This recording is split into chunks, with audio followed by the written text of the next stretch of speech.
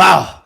What's good, everybody, man? It's your boy Kenny Chao. We back with another video, man. If you're new, you didn't know what to do. Be sure to go click that subscribe button right now because we have an absolute banger, man. It is story time Saturdays. Also, you already know, man. It's Chow Miss. We upload it every single day, so be sure to smash that like button, turn on the post notifications, man. Subscribe if you're new to the crew. You feel me? But yeah, so we got story time Saturdays. Planning to do a story time Saturday every single Saturday for the month of December, man. So any other topics y'all want me to touch up on, let me know in the comment section. But today we're gonna be talking about basically all the jobs I've done and how it led me to doing YouTube today, man. A lot of y'all been asking me this question, and yeah, today's the day where I spill the beans of all of it, man. Um, so my first ever job that I've ever done, bro, was really working for my family. A lot of my family growing up, if you guys know, a lot of traditional Asians, man, we own a lot of donut shops, a lot of any type of like restaurant food, man. I feel like a lot of the traditional Asians, you guys know what I'm talking about, man. You guys just growing up, our family members. Most of the time, that was the only opportunity we had to make money was doing restaurants, food. So worked at my family members' donut shops, worked at my um, uncle's restaurant, seafood restaurant, and just like my entire life was just, or entire teenage life was working just to get a feel for how it is to actually work. That's what my parents wanted for me, and I did learn a lot. If you guys ever worked at the restaurant business or any type of dine-in, you guys know how difficult it is, man. Fortunate enough for me, mine was a family owned, so maybe they weren't as harsh as maybe some people that I know that are in the restaurant business that talk about it. But nonetheless, it was a great experience. It taught me a lot. Really taught me how to manage my time. I did like I said, I did this when I was a teen, like from 14 to maybe like 16, 17. And it really just taught me how to manage my time, how to manage that with schoolwork, pretty much just getting money, bro. Like I had a decent amount of money over my friends when I was in high school, middle school and high school, because I was already working, even though it wasn't crazy amount of money, but I had money to buy shoes. I was buying Jordans. I was buying sneakers. I was buying clothing, all this stuff, man. But yeah, that was pretty much my first ever job. But my first ever official job was at Best Buy, man. So Best Buy pretty much was the stepping stone for me into the real world. That was a job that I had seasonal. It was my freshman year of college. I was a sales associate in the electronics section. And that job was a good experience, I would say, because I've always been a fan of Best Buy growing up. I go in there to just buy electronics anyway. So being able to work there was cool. And the discount was actually pretty dope as well. You feel me? But yeah, so I did that. I think I was getting paid like $12 an hour or some shit, bro, like 11. But during the seasonal time, I think it went up to like 18. So I made a decent amount of money, but it wasn't like crazy. But I remember when I first got when I got my first check, bro, it was like $600, and I felt rich as hell. I was like, oh my god, like I'm rich. I could buy an apartment now. I could move out. But yeah, that was my job. I did a seasonal, like I said. So I worked from pretty much the Black Friday, Christmas, New Year's, all the way up until like February, and then they let me go, but I expected it because of the seasonal job, right? Um, but yeah, after that, when I got let go, I was looking for another job. I found a job at this place called the Kids Club. Kids Club was pretty much like an after school program for these kids in the elementary school. They was paying like 13.60 or something like that. I felt rich. I was like, oh my god, I went from $11 to 13.60. So I got that job. And I pretty much did that for like an entire year, bro. Like, and I would say almost like a year and a half. And that was the hardest part for me because I was managing that and I was managing school. So just imagine trying to juggle those both. Your very first time. It was honestly difficult because I was running from work, I was going to classes, I had to study, but I had to go to work. If you guys are in college and you guys do also work at the same time, you guys know what I'm talking about, right? But yeah, I did that, bro. And to touch up on that, I did go to university. I went to Cal State Long Beach for 4.5 years. Got my bachelor's degree in business admin with an emphasis on accounting. And yeah, after that job, bro, I tried to find a campus job. I was really trying to be like a tutor or something to where I was on campus because it would have been easier for me, right? So the next best thing was for me that I found was being an RA. RA is a residential assistant. So I was a residential assistant at the dorms um, of Cal State Long Beach. And that was actually pretty dope because I was able to move out from my house, right? So that was also the goal that I wanted to do my junior year, was just to move out because of the reason that it would have helped me grow as an individual. Like when you live out on your own and you do your own thing, you learn a lot about yourself, right? So that was my first time moving out of my house. You know, my mom's was upset. I remember everyone in my household was kind of like, why are you doing that? But for me, it was really just to grow as an individual.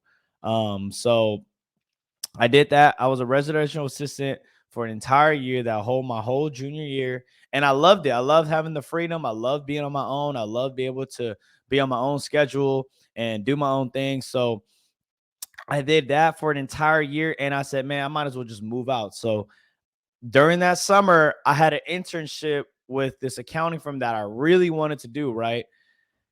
It was called the accounting firm was BDO. That was pretty much what I was going to school for, is to get an accounting job as an auditor. So I got this internship. I was geeked up, you know what I'm saying? They was paying pretty good. I remember they were paying like, boy, I think they were paying me almost 40 an hour or something like that. 40 or 50. Nah, it wasn't that much. It might have been like 30, 35 an hour. 30, 35 an hour, y'all. And I felt rich. I think I made almost like $5,000 that summer, you know? So I made like 5 grand that summer or something. So I said, man, I'm just gonna use this and move out. Like I want to, because I love my freedom, love managing my time. But I definitely needed to get another job, right?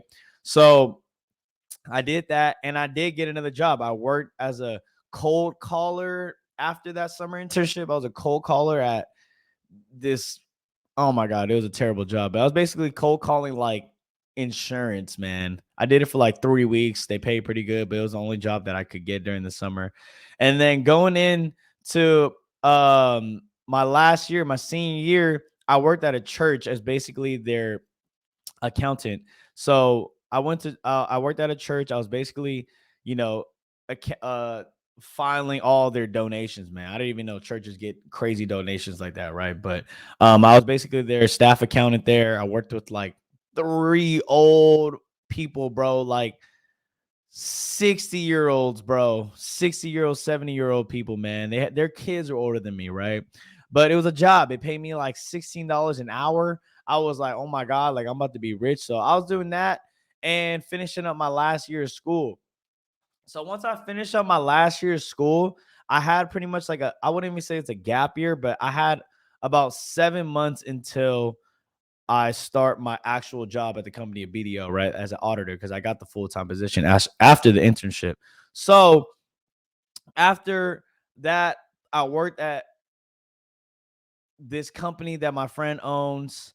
It's like an AT&T sales. Basically, I go door to door. I was selling AT&T, bro. I was selling cable, selling internet. You know what I'm saying? I was doing all that good stuff, bro. Like I was out there in the field, man, working. Because I just needed extra cash before I started my real job. And I just didn't want to be like doing nothing. You feel me? So I did that. For 8 months, and I made good money, bro. Made good money. Right after that, I went into my big boy job, accounting at BDO. I was an auditor. I was a first year auditor at BDO. To be honest, bro, I hated the job. I'm gonna be honest with you. I hated the job. I really graduated with accounting because it was something that my family wanted me to do in a way. Like they wanted me to have success, and graduating with an accounting degree pretty much was like secure, like job security, right? So I pretty much did it for my family. I did enjoy learning about it, but the overall experience of working at the accounting firm, like auditing, bro, was just I hated it, bro. And it just wasn't for me. I'm not trying to downplay accounting. If you are studying accounting right now, um, that is a great degree to get. I suggest finance. If I could re-go back, I would have done finance, but accounting is right there up with finance, man. But yeah, I hated that job, bro. It was a terrible job for me. I didn't like it. I had to drive like an hour and a half to get to work in the morning. You know what I'm saying? I was in Long Beach. My office was all the way in Orange County, bro. So it took me like an hour and a half to get there, hour and a half to get home. So it was just like all day pretty much, bro. Like I had no type of like freedom. I had no type of like social presence with anybody, bro. Like it was just all bad, man. But yeah, I did that for 9 months. Then I got laid off, bro. I got laid off, pretty much fired. I'll never forget the day, man. I pulled up to work. It was a Friday. I was hyped. Bagel Friday, you feel me? Bagel Friday, I pulled up to work. I got my bagel. Not only that, I went to get my car detailed because at the parking garage, you can also get your car detailed, right? So I was like, oh, it's Friday. I'm about to get paid. Go take care of my car, man. Get that thing detailed. I'm gonna go to work. And when I come out, I need that thing fresh, right? So I went into work, got my bagel, got my coffee, logged into work. I'm talking about the minute I logged in, bro, I got a message from the partner and said, I need you to come to the meeting room. And instantly in my head, bro, I said, damn, I think I'm finna get fired. Because if you're in the accounting field, you guys know that they do a lot of layoffs. You know what I'm saying? They at least do 2 to 3 layoffs a year. It's just how it is now. Funny enough, they're actually looking for workers now. You know what I'm saying? But that's not the point. So they do 2 to 3 layoffs a year. And when I got that message from the partner, I thought instantly, like, bro, I'm about to get fired. Like dead ass, I'm about to get fired right now, right? Um, so then I went into the office, bro, and I was just praying it was just her meeting up with me or something like that, right? Just trying to tell me something. Bro, I see the HR lady sitting next to her, man. The HR lady is sitting right next to the partner. In my head, I'm like, I'm getting fired. There's no way I'm not. Like, it just this is not gonna be good for me, bro. Like, I'm dead ass getting fired right here, right now. I sit down instantly. The partner's like, yeah, after your evaluation, your performance, like, we gotta let you go. And I'm like, dude, what? No way you're letting me go, right? I need an explanation. The partner didn't even give me an explanation, bro. The partner just basically told me I'm fired. And she walked out, bro. And the HR lady was explaining the rest to me, basically telling me that, you know, I didn't meet the expectations, evaluations from the managers telling me I did a poor job, yada, yada, yada, whatever, right? I was devastated, man. Look, I was so devastated, bro. I had to hide from my mom and my grandpa that I didn't get fired, bro. Like that's how devastated I was. I remember I had to fake that whole following up week, waking up at 7:30, 7 a.m. to go somewhere and get home at 8 p.m. Right? I did that from Monday to Friday. And then on Saturday, I just said, man, I might as well just tell my mom that I actually got fired, bro. Like I can't hide it from her no more. I told her, and shout out to my mom's, rest in peace to her, bro. She was a true blessing. She told me it's okay. That's all she told me, bro. She wasn't even upset. She wasn't mad that I got fired. She wasn't questioning nothing. She just said, it's okay.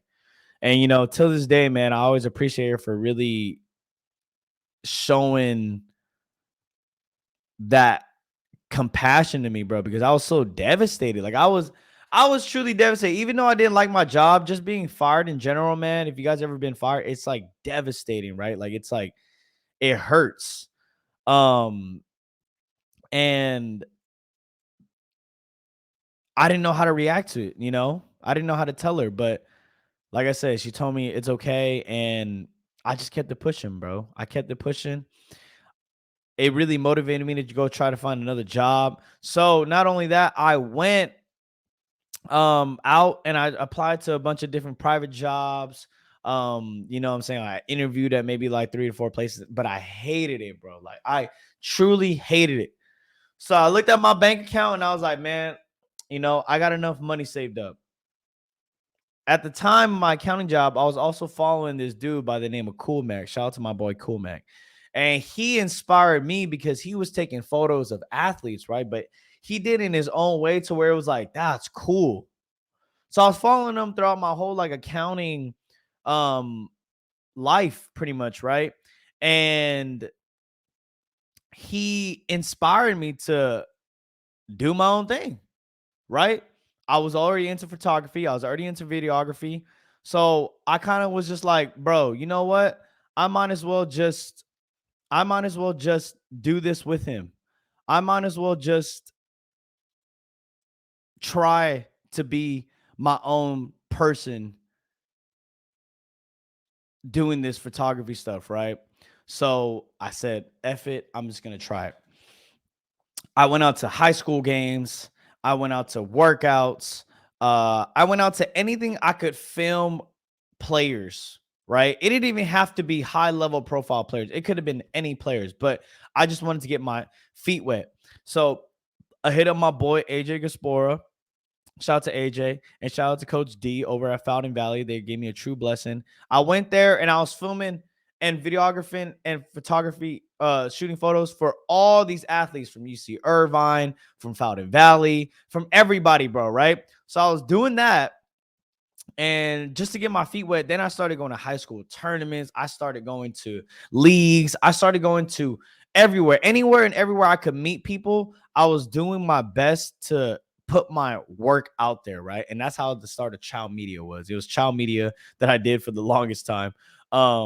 And pretty much that was like the solidification of, all right, I could kind of do this because I was getting a couple tractions.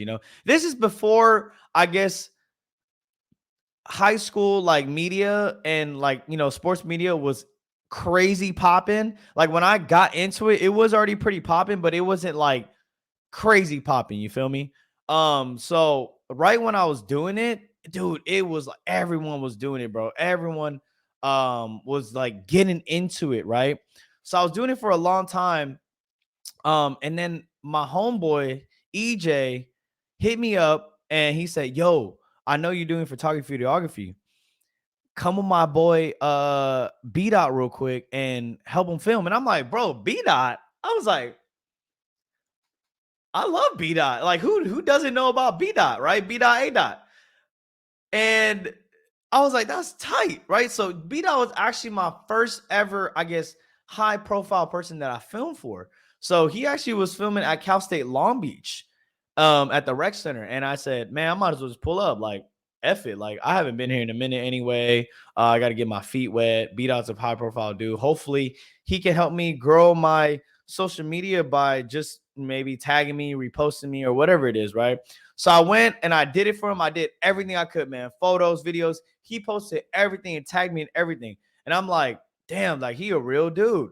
So I texted him right out there. I said, yo, hey, anything you need, bro, any film or photos or whatever you need, I'll do it for free. Just let me know the time and place.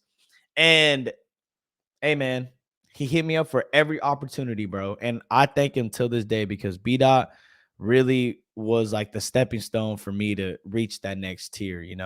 And I got mad love for the dude, bro. And if he's watching this or if anybody is watching that knows B Dot, send it to him, man. I just hope he's doing good in life, healthy, successful, and all that good stuff, man. But yeah, B Dot pretty much helped me do that. And then how everything took off, bro, was when B Dot invited me to a Chris Johnson workout, right? You guys know Chris Johnson, the NBA trainer. So he invited me to a Chris Johnson workout. And I thought to myself, like, what? Like, who is this, right? Like, what is he going to do? He's like, bro, just pull up. It was at 7 a.m. in Van Nuys. And I'm from Long Beach, right? So in my head, I'm like, bro, I gotta wake up at 5 or even like 6 to get there. You know what I'm saying? So I was debating really hard, bro, if I should have went to help him film because I did not want to sit in the car for 2 hours, 3 hours, you know what I'm saying? But I told myself and I asked myself, do you really want it? Do you really want to make your name for yourself in this industry? Do you really want to grind? Do you really want to separate yourself? Ask myself that. And the night before I said, yep, I do. So I woke up, man. I'll never forget. I woke up and it took me 2 hours to get there. But thank God I woke up and went, man, because y'all not even gonna guess who was there, man. Obviously, B Dot was there. I met Chris Johnson. Shout out to Switch Culture. That's when I first met Switch Cultures in Jordan. Jesser, LSK, and Tristan Thompson was there. Now I had no idea who Jesser and LSK was. Okay, I'm talking about. I had no idea who these dudes were. I was only geeked up with Tristan Thompson. I was like, oh my god, that's Tristan Thompson. So I met them. I was just chopping it up. You know, I like networking with people, so I was just chopping it up. Like, oh hey, what do you guys do? I think at the time they both had over 1 million. I want to say subscribers. So over 1 million subscribers. I was like, oh, yeah, what do y'all do? They were telling me about they do YouTube, they do challenges, they do all this good stuff. And I'm like, damn, like really? Like I didn't even know YouTube was popping like that, right? So I did my thing. They did a whole workout, they did a whole film session, they did trick shots with Tristan Thompson. B-Dog was in it, and I was taking videos and photos of every single person there. Videos and photos of every single person there. I tried to do my best to get my workout right. After the workout, I exchanged information with Jester and LSK. I didn't do it with Tristan Thompson, obviously, but you know, did that. And then I sent Jester the photos and LSK the photos. Obviously B-Dot as well. And Jester actually reposted it. He liked my photos. Like he genuinely liked my photos. And I was like, oh shit, like that's tight. He actually reposted my stuff. So then I asked him, or I don't know if I asked him, but you know, time passed. I was still working for B Dot. We did a bunch of stuff with R2. I remember when I first met R2. But yeah, Jester reposted my photos. He tagged it. I said thanks. Man, you'll never believe it, bro. 3 months later, I remember I was at Korean barbecue with a couple of homies. I get a text from Jester saying, hey, do you want to be my cameraman? And I'm like, what for what? Like, do I have to edit? Do I have to do anything? He's like, no, you just have to help me film, bro. Like, I have an editor, I have everything. And at the time, he was offering me money. All right. Because keep in mind, when I was working for B-Dot, I was working for free. FREE. Okay. I was working for free.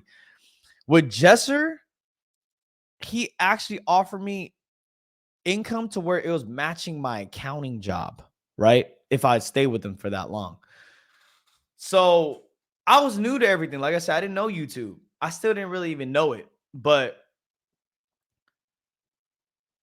he offered me that much money, bro. And I really almost denied it because I genuinely love the photography, videography, and the sports world. Like that was my passion. Like I fell in love with it. But at the same time, I couldn't turn down money. You know what I'm saying? Like I couldn't turn down solid money that Jester was offering me at the time. So, you know, I had discussions with my people and they said, bro, you might as well just try it out. So I had a 3-month deal with Jester, basically working for him, man. And I worked my fucking ass off with him, bro. Worked my ass off to just do my best, you know, give him my best impression. And hopefully we can extend the opportunity to, you know, work even longer, right? So I worked with him for 3 months and, you know, he signed me even longer. You guys know. Then I just started meeting all the Too High people. I started meeting, you know, other influencers. I started meeting everybody, bro. Like it was a great gateway for me to, I guess, expand my work. And this is before I even wanted to do you. Like I didn't even want to do YouTube. I just wanted to help Jester's channel grow, right? And um at the same time, I was working for Jester. I was also filming high school games still, bro. Like I got footage from like the Mobley brothers, bro. I got footage from Jalen Green, Kyrie Walker, Jaime Jaquez, bro. Everybody, man. Max Uncle. I can't pronounce his last name, but he plays for Wyoming now. He used to play for USC. But I have footage from all those, man. So I was working the high school games and I was working for Jesser, bro. It was like the best of both worlds. But it got to a point where I had to pretty much give up one or the other because it was getting too hard on myself, man, because the time management was tough. Because, working with YouTubers, you do have oh, yeah, we're going to film for an hour, but sometimes it goes over an hour. Sometimes it's 2 hours, 3 hours, man, it might be the whole day.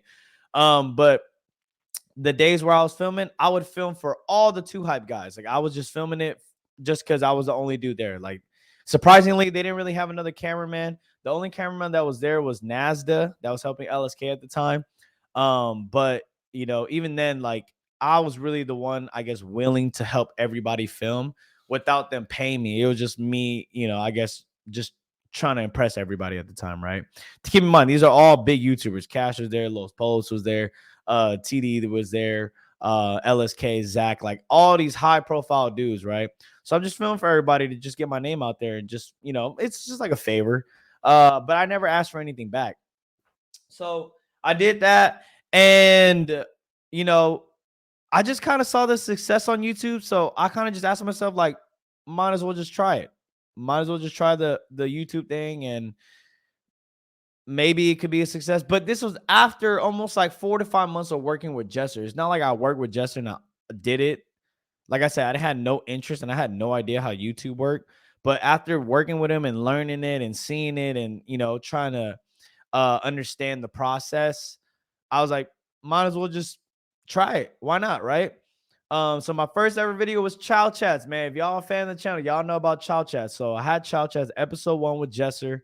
And it did pretty good. I remember it hit like 10K views, and I was like hella geeked up, bro. Like, oh my God, like that's a lot, right? And I just kept on trying to film while I can, but work was first with Jesser. I remember I told myself that, like, I can't get distracted with this. This is my main priority. So I did that. And that's why I got so much love for Jester, man. I ain't gonna lie. Like, even though we might not talk as much right now, I genuinely got so much love for this guy because he gave me the opportunity to really like change my life. As you guys know now, like I pretty much do YouTube full time. But without him, man, I definitely wouldn't be here today. Without Beat, I wouldn't be here today. And without a lot of people, Cash, I wouldn't be here today. LSK, Zach, all them two hype guys.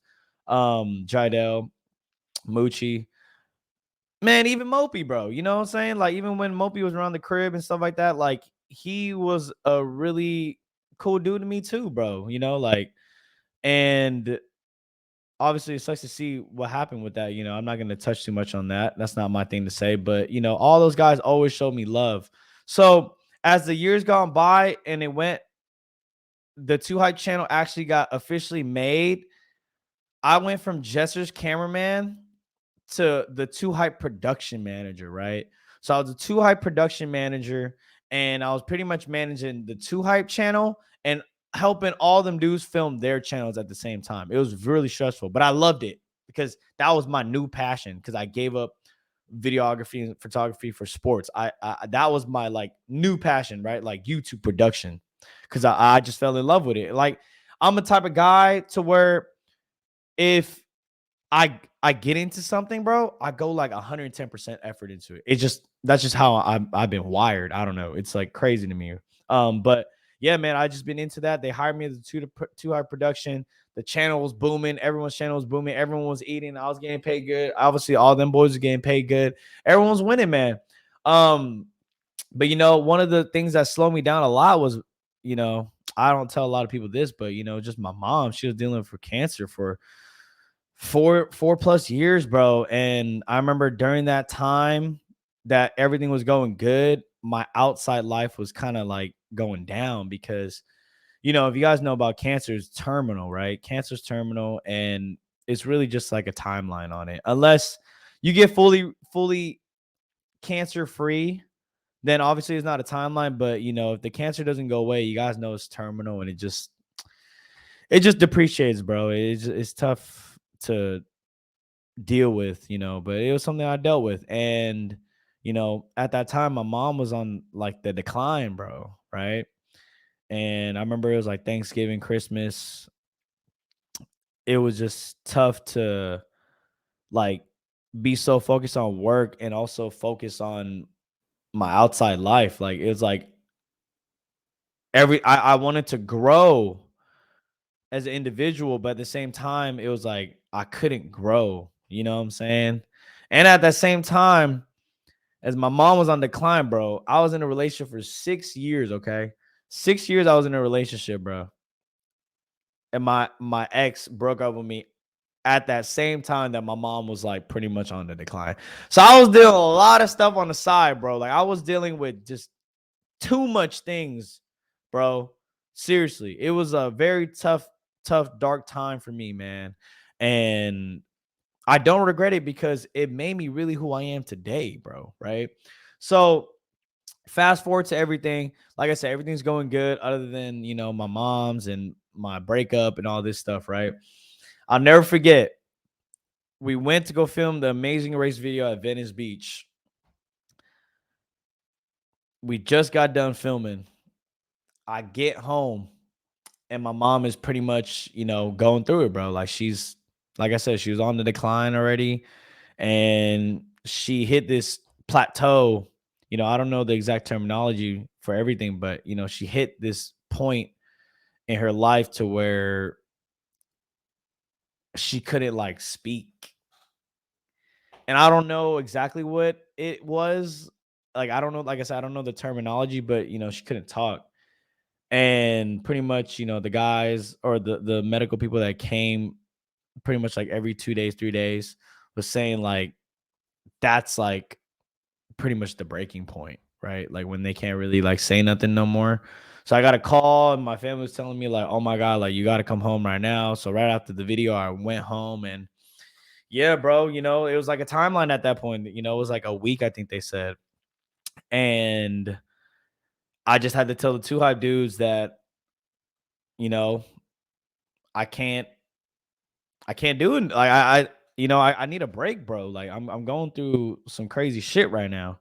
So I did that. Damn, man, my bad, bro. It's just so I did that. I had to start dealing with that, man. And yeah, bro, it was such a tough time, bro. So I remember I called LSK and I told him, bro, like I need my time, man. Like it's getting to a point to where I don't want not be here when it's her last breath. You know what I'm saying? Like I don't want to be somewhere away where I can't hear what she got to say or be there for her last time on this earth. So I had to tell him like, yo, I need some time off. Um, and then yeah, man, it was pretty much a time game for that, bro. And I'll never forget, it literally happened like the next day, bro, to where she was gone. I remember it was like 6 in the morning, bro. So like I said, I don't want to get too much to that, but my mom passed. Shout out to my moms. I love her to death till this day. Rest in peace. And if anybody else is out there dealing with anybody, important family member or someone important in life going through it, just hey man, just stay strong, bro. There's always light at the end of that tunnel for real. But toughest battles truly makes the strongest warriors. I know that's cliche to say, but it is true. But yeah, so that happened, and I remember I had all the memory cards, right? So I had all the memory cards, bro, and it was just like a bad chain over and over and over. So I had the memory cards in my car, and someone broke into my car, bro, and like took everything. And I thought they took the memory cards because like that was the last place I put in the car, right? And I was like, what the? And that had all like three two hype videos, bro, like three of them. And I was like, dude, what the hell's going on in this world, bro? Like, why is this all happening to me, right? So anyway, I had to call SK and I basically told him like, bro, like this happened, that happened. And basically we kind of came to an agreement to where, you know, it was just best that maybe we shouldn't work with each other because I was just going through so much in life, man. And it was a mutual agreement between me and Two Hype, mutual agreement to where, we said that because I didn't want to slow them down. I didn't want to slow them down as individuals, as a Two Hype channel. I didn't want to slow them down at all. So I told him, and we came to an agreement. We had a meeting, and I remember right after the meeting, hey man, my dog Cash offered me a job with him, bro. Offered me a job with him and said, "You come work for me, bro." Because me and him got along throughout that whole Two Hype time. And he offered me a job, told me I could film for him, he'll pay me, and all this good stuff. So that's why, I also got love for Cash, man. That's my dog for life, my brother. And he truly helped me to become a man I am today outside of the YouTube stuff, too. That's another topic we'll get into. But yeah, man. So Cash offered me a job, but then I remember the Row hit, bro, and it just shut down the world. Y'all know that, man. Shut down the world. We couldn't even get anything going. So then the Rojo hit like that. Cash went back to Louisiana. I was back at home. But yeah, man, when he came back, I pretty much told him, bro, you know what? I don't even want you to pay me. I just want to be able to learn how you became successful as a YouTuber and pick your brain and pick up all these like things that you became successful with. And hopefully I can apply it to myself in my life, right? And Cash agreed to that. So, the whole time as I was filming for him, I was helping him produce his videos and all that good stuff. At the same time, I was capturing all that, right? To see how I could apply it to myself. And, as the years went by and doing it, I was able to build my own platform, bro. I was able to build my own platform, able to collab with other people. I was able to network with other people outside of, Cash helping me with that. Like I said, Cash has helped me with a lot. Like he's connected with me with so many people that I would have probably never been connected with if it wasn't for him. And once I got to a point to where I was able to collab with other people without Cash introducing me, I knew in my heart where it was like, okay, I think I could do this, right? Like, I think I could do this, especially during the Roro, because during the Roro, I remember I had 80,000 subscribers, and Cash, like I said, Cash went back to Louisiana. I started reacting to every single video on earth that I could, and I went from 80,000 to like 110,000. That was also another snap in my brain to where it was like, okay, like I think you could do this, my boy. You know what I'm saying? But yeah, like I said, when I came back with Cash, or I mean, when Cash came back to Cali and we started filming and working with each other, bro, we just became brothers, bro. Like we became really, really good friends. I would say even best friends. And, he taught me a lot outside of YouTube. He taught me a lot about YouTube.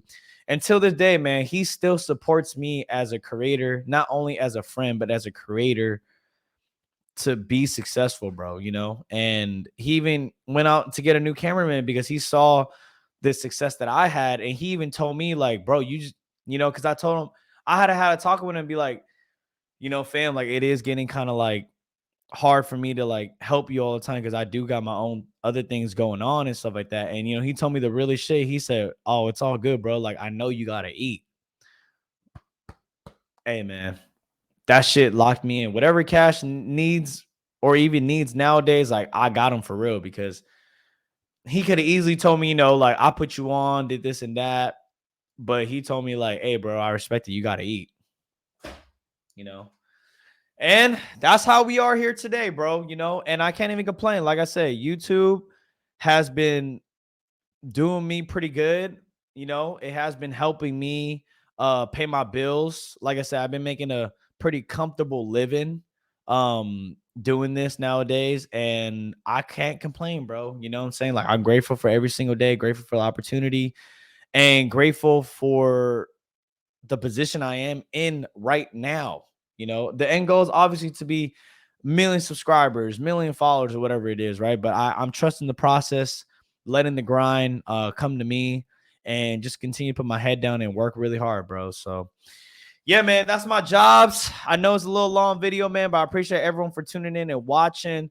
Loving each and every one of y'all. If you are watching this, bro, just go out there and do your thing, bro. Go out there, chase your dreams, do your thing, and don't let anybody else tell you you can't do it. Because right now, I'm telling you, no one's gonna believe in yourself. Sorry, I take that back. No one's gonna believe in you unless you believe in yourself first, man. And that's a fact, bro. Be sure to go subscribe to the channel, man. You already know it's Chow, man. Other than that, I'm out this thing. Love y'all. Peace.